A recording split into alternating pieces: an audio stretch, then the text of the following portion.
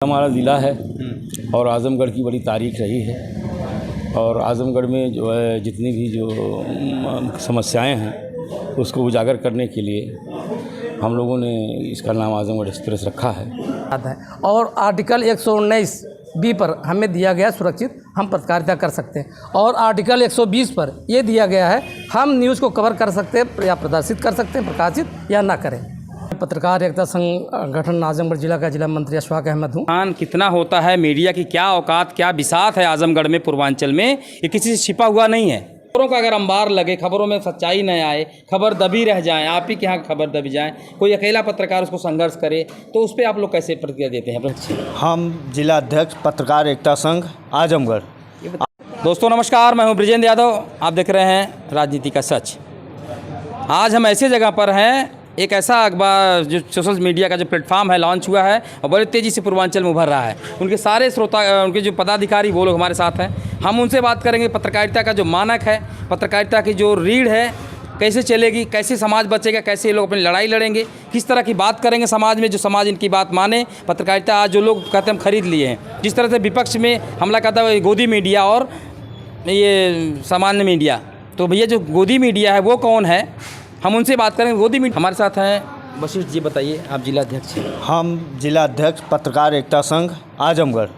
आप हाँ पूछे, जो संगोष्ठी की है आज, हाँ क्या उद्देश्य रहा इसका? इसका उद्देश्य रहा कि हमारे पत्रकारों पर आए दिन हमले होते रहते हैं और हम लोग आपस में सारे पत्रकार लोग मिलकर एक कड़ी से कड़ी मिलकर उनके पास कोई समस्या न हो, सारी समस्याओं का समाधान करने के लिए आपस में बातचीत किए हैं। इसीलिए आज जो है स्वतंत्रता दिवस के अवसर पर यहाँ जो है हम लोग इकट्ठा हुए हैं, झंडारोहण किया गया और सारे वरिष्ठ पत्रकार भी यहाँ उपस्थित थे, जिससे जो है आपस में सामंजस्यता एक बनी और विचार भी किया गया कि हम लोग कड़ी में कड़ी मिलाकर संगठन को लेकर एक साथ चलेंगे। किसी के ऊपर कोई समस्या होगी तो इसमें अपने संगठन में वो व्यक्ति अपने पत्रकार भाई कहेंगे और उनकी समस्याओं का समाधान किया जाएगा। अधिकारी से लेकर कर्मचारी तक सारी बातें रखी जाएंगी और कहा जाएगा इस समस्या का समाधान इसी तरह होगा। यही सब समाधान की बात करते हैं। समाधान कितना होता है, मीडिया की क्या औकात क्या बिसात है आजमगढ़ में, पूर्वांचल में, ये किसी से छिपा हुआ नहीं है। उसी में कई सारे संगठन काम कर रहे हैं,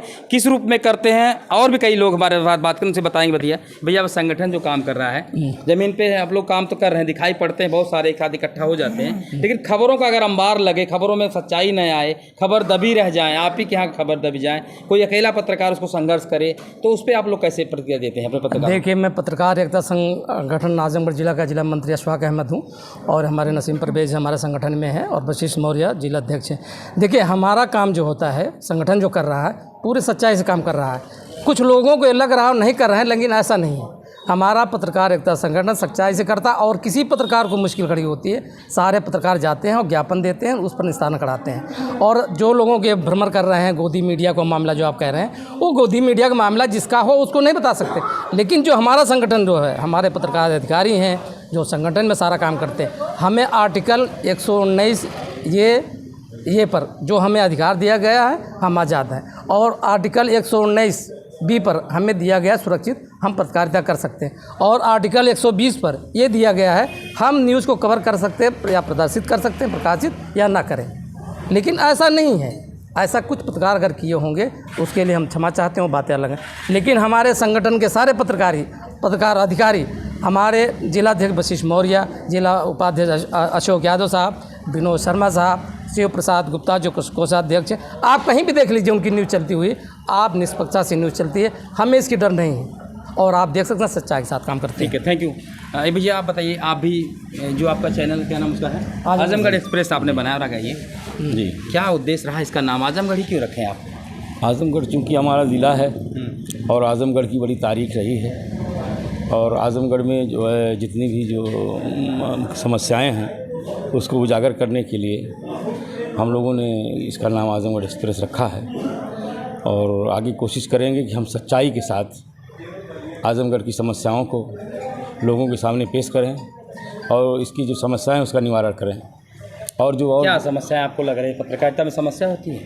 पत्रकारिता में समस्या ये होती है कि देखिए पत्रकारिता में दबाव भी आता है अधिक। हम जहाँ न्यूज़ कवर करने जाते हैं वहाँ भी हमको कवर नहीं करने दिया जाता, पत्रकारों के ऊपर हम आए दिन हमले होते हैं, ये सब बातें होती रहती हैं। तो और जो बातें हैं हमारे मंत्री जी ने कह भी दी हैं, और उसके साथ जो है हम भी यही कहना चाहेंगे, हम लोग जो है पत्रकारिता को सच्चाई के साथ ले जाएंगे। यहाँ ये गोदी मीडिया वाला कोई काम जो है आजमगढ़ के वो एक्सप्रेस नहीं करेगी इंशाल्लाह। नहीं करे गोदी मीडिया का काम नहीं करे। गोदी मीडिया आप मतलब एक खबरों को लेकर एक बहुत संजीदा है। जी जी जी जी संजीदा है। ठीक है, हमारे साथ और कई सारे पत्रकार प्रतिनिधि, आप भी आगे आइए। क्या है आपका, कौन सा पद है? हम विजय शंकर यादव हैं, तहसील उपाध्यक्ष पत्रकार एकता संघ के हैं, कनक प्रकृति में काम करते हैं। कनक प्रकृति हमारा चैनल है, पोर्टल मीडिया। तो पत्रकारिता के बारे में क्या जानते हैं आप? पत्रकारिता ये जानते हैं, पत्रकारिता वह स्तंभ है, लोकतंत्र का चौथा स्तंभ है, जो समाज की समस्याओं को लोग उजागर करता है, जनता तक पहुंचाता है और जनता के बाद सरकार तक पहुंचाता है। तो पत्रकारिता का मतलब ये है निष्पक्षता के साथ काम करना चाहिए। इसमें किसी से मिलजुल या बिकाऊ बनकर नहीं काम करना चाहिए। लेकिन आरोप तो बहुत सारे लगते हैं। नहीं, आरोप जिसको लगते हैं वो जिसको लगते हैं उनको लगता होगा, लेकिन हमारा संगठन जो है कभी ऐसा आरोपित नहीं हुआ है। नहीं, ठीक है, क्योंकि खबरों जो समय का अभाव है उसके नाते हम बहुत कम लोगों से बात करें। कुछ चर्चा हमारे भी आगे आइए।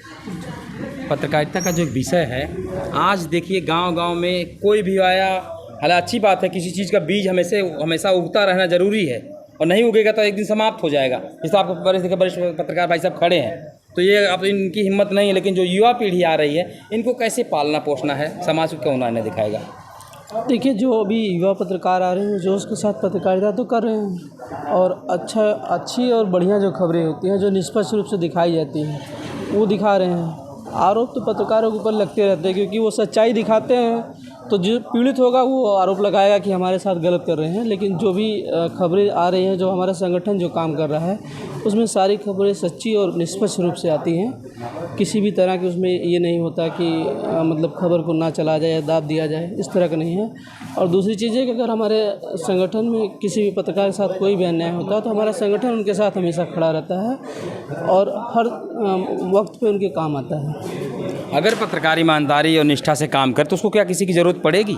जी नहीं, अगर पत्रकार ईमानदारी और निष्ठा से काम करेगा तो उसको किसी की ज़रूरत नहीं पड़ेगी, लेकिन फिर भी उसको संगठन की वन मैन आर्मी की तरह काम करता है। ऐसा नहीं हो सकता ना। वन मैन आर्मी करता है, लेकिन उसको फिर भी ज़रूरत पड़ती है, क्योंकि जिसके खिलाफ वो लगाता है उसके बहुत बड़े रैकेट्स होते हैं।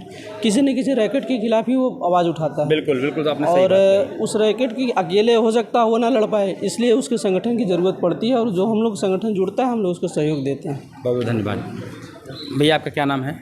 ओम प्रकाश सहारा। ओम प्रकाश सहारा जी, ये बताइए, आप वरिष्ठ पत्रकार हैं, हमारे बड़े भाई हैं, कितने साल से आप फील्ड में काम कर रहे हैं? हम तो करीब कम से कम 20-25 साल हो गया। 25 साल से कर रहे हैं। जी हाँ। आपने समाज को जो बदलते हुए देखा है, जी, आप आज़ादी की जो हम लोग जो जयंती मना रहे हैं, जी, समाज कितना बदला, पहले क्या था आज क्या था, कुछ थोड़ा पुरानी बातों पर चर्चा करें। समाज पहले से आज बहुत बदल चुका है।